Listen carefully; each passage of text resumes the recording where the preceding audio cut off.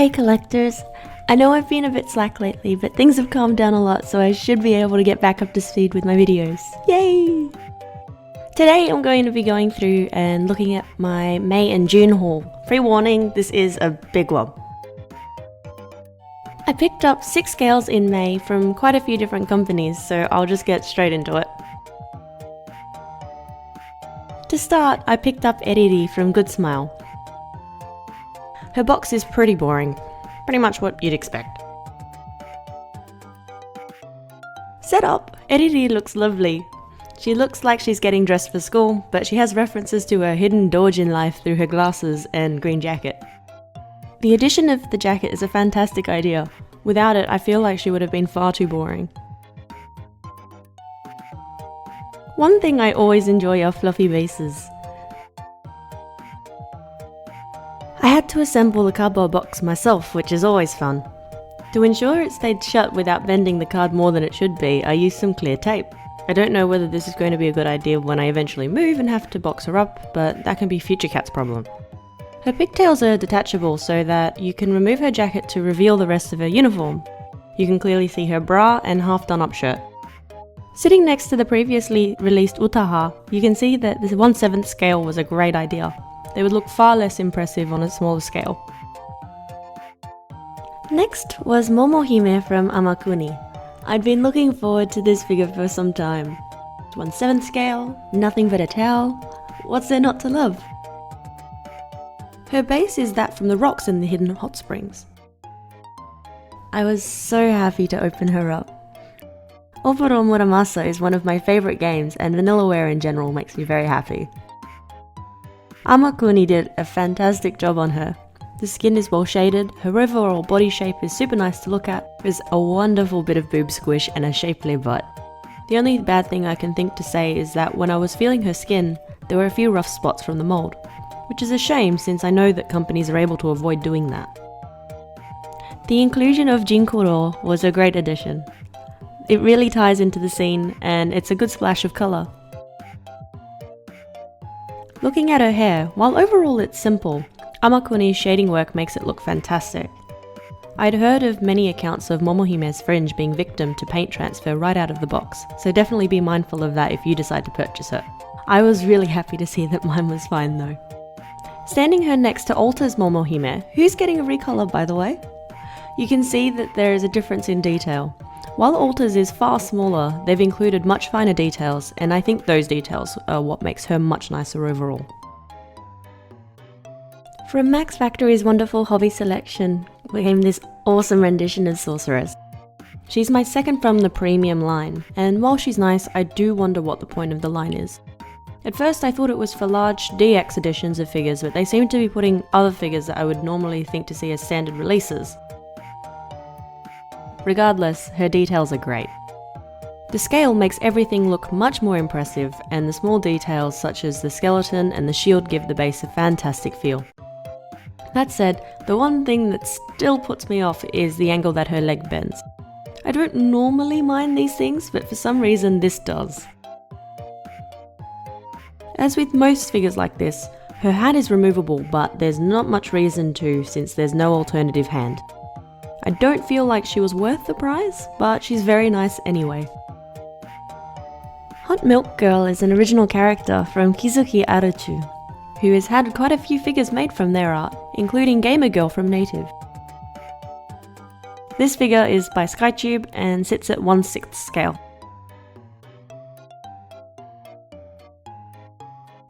Something I personally really like about this company's figures is that while they're typically lewd, they provide options that are easier to display in the open.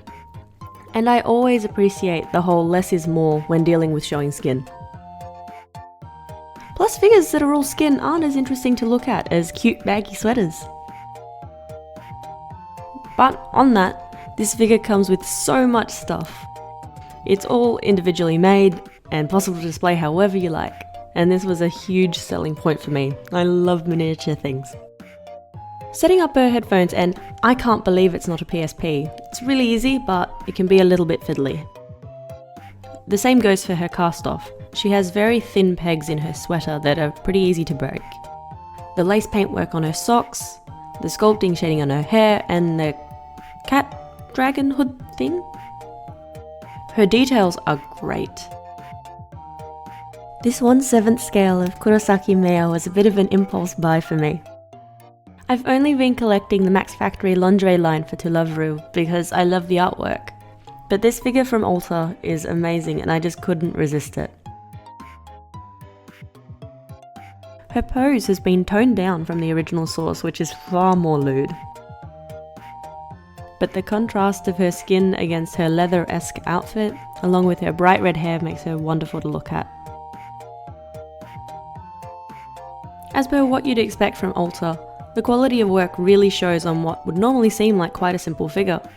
Every part of this has been well thought through. One thing that I've noticed from setting her up and moving her around is that the connection point for the end of her plait comes out pretty easily, so definitely be mindful of this if you get her. This Shiro from Fat Company was initially a bit of an unknown for me. I have a bit of a love-hate relationship with them, but I adore pastels and the gradient hair was so hard to pass up. After opening her, I thought she was great. Fat did a wonderful job at recreating her in figure form. The details included are so much fun.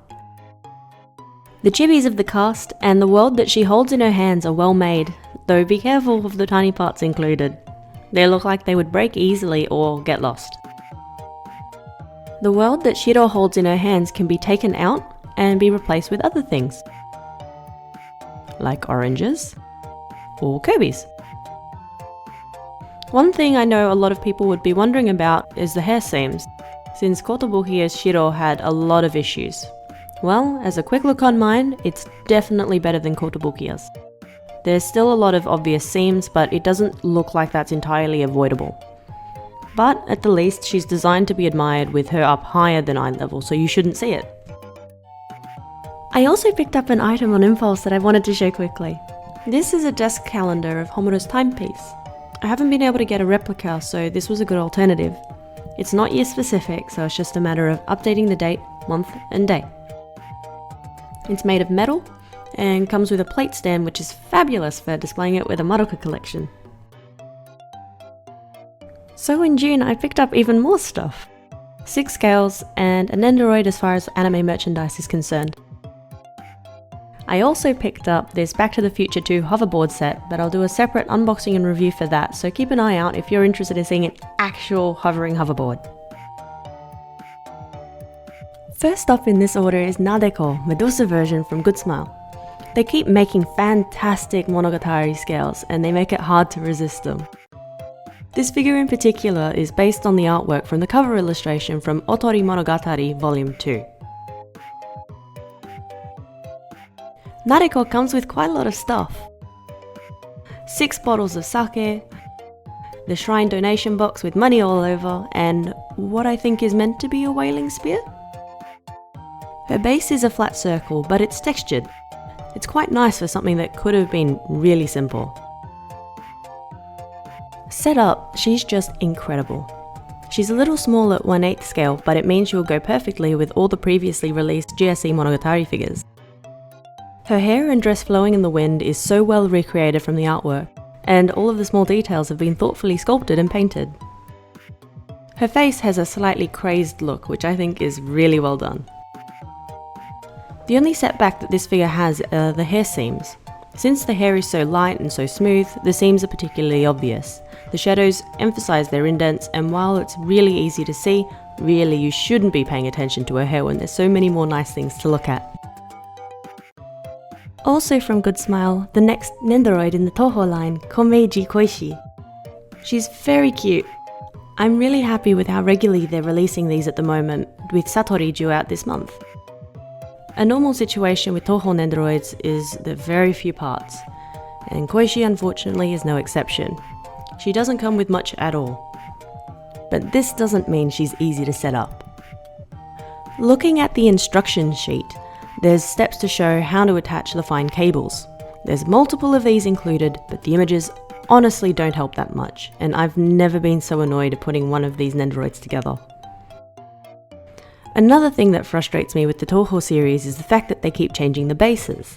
Originally, and up to mid-2013, they were doing these super cool themed round bases, like what they're doing for the Touken Ranbu Nendoroids. But for some reason, now they're just going with square bases. And even those aren't consistent. Aya has a clear square base, and several others have this current base. How am I supposed to make everything look consistent? Alta's Sento Izuzu is another 1/7 scale, and I really need to point out how much I love the fact that Alta do more full plastic boxes, even though I need to learn out how to film them better. She's super simple to set up. No extra parts to attach, just get her, Mafuru, and stick them on the base. Unlike her stronger and Kotobukiya counterparts, she is in a sleeveless uniform, which is a nice change since it breaks up all the red. And really, were her breasts always this big? They look huge! As always, the details on what would look to be a simple figure are done fantastically by Alta. The hair is well sculpted, the hair seam is well integrated, and shading all round is great. Even Mafuru is adorable. A detail I hadn't realised until I was going and looking at all of these little things was the fact that this little gold print was on the edge of the base. It's a wonderful little addition. Also from Alta is the third in the Love Live School Idol Festival series, Yazawa Nikko. This figure is based on the SR card from the mobile game. Nikko looks great. The only sad part for me is that I was really hoping that she would come with the gift box to sit on. And considering her price, I feel like it should have. But regardless, her details are astounding and you can really see the level of care taken when making this figure. Her base is the same as the previously released figures. The number of ribbons and pinstripes make her look like she's susceptible to paint defects, but fortunately I haven't come across any on my copy. Onto her hat, it's massive! The two, or ni, on the button clasp was a detail I hadn't even noticed on the original card. The hat is also magnetic, making it easy to sit on her head, however the inside is white and as I've quickly discovered, it will get paint transfers. Fortunately, it's pretty easy to clean. Her hair seam is practically non-existent. I mean, look at it. From the side it's there, but from above you can't even tell. For those who don't like her hat, have the joy of being able to swap it out and her hand to create the iconic Nikko Nikko ni hand gesture instead. This is what companies should be doing if they're going to make parts optional. Make sure that all the options they're suggesting actually make sense overall. Looking at the three together, it's clear that this set is going to be amazing together. Cordelia, or Tiamo as she's known in Japan, came in a box far larger than I was expecting to see, but honestly it's worthwhile, since you can see how incredible she looks without having to open her up.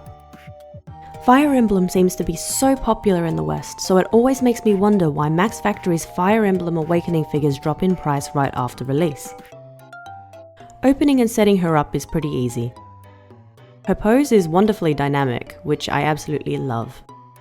With her overall aesthetic, it feels like a both proud and serene scene, which feels appropriate for her. Max Factory is one of my favourite companies, and while some people will find issue with their products, I've never found myself disappointed in something I've received from them. However, that said, the plastic feeling of the water is less than what I'd expect from this company. It just doesn't feel nice to the touch. The shading on her bright red hair is fabulous, and the crease and folds of her clothing are really well done. Just be careful when setting her up, because the point of her spear hurts. A lot. Standing next to the previously released Tharja, the scaling is matched up, but the height difference involved in the different poses is a bit of a pain. Once again, another Shiro. I really can't resist those cute gradients. This one is the swimsuit style from Aquamarine. The swimsuit was a point of contention for many people. I find it cute, so I don't really have much of an issue. Her tired, disinterested face really shows here, and it feels very much in character. Her hair is simplistic as far as detail is concerned, but I think this works in the figure's favour. Compared to the Kotobukiya and the Fat Company versions, I think this one looks a lot more polished. Her hair seam is still there, but it is the nicest of all the Shiro figures that have been released so far. Honestly, the best part of this figure is her hairstyle. Rather than just her classic down with the side ponytail, the fact that they've gone and had it in a bun and moved her crown is really awesome.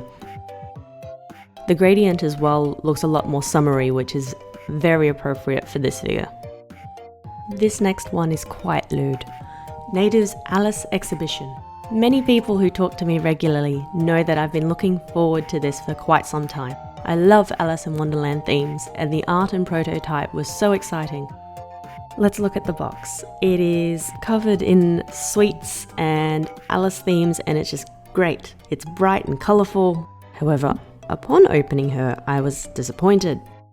She's not as vibrant. Setting her up sucked. The instructions weren't clear, and being in black and white, it's hard to tell where things should actually go. I think it actually took me about 15-20 minutes to set her up.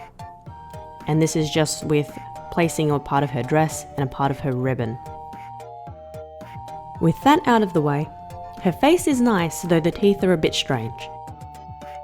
The pocket watch comes with a real chain, which is cool, but hopefully it won't cause staining like some other figures with chains have. The spoon and creamer are solid and feel quite nice to hold. And the cup and saucer are really well made. Honestly, because of how disappointed I am with her, I don't actually have much to say as far as a first impression is concerned. But let me know if you're interested in a review, and I'll do one. And that's all my loot for May and June. It's mighty late, but hey, it was a lot. Like, comment and subscribe and all of those nice things. Thanks for watching!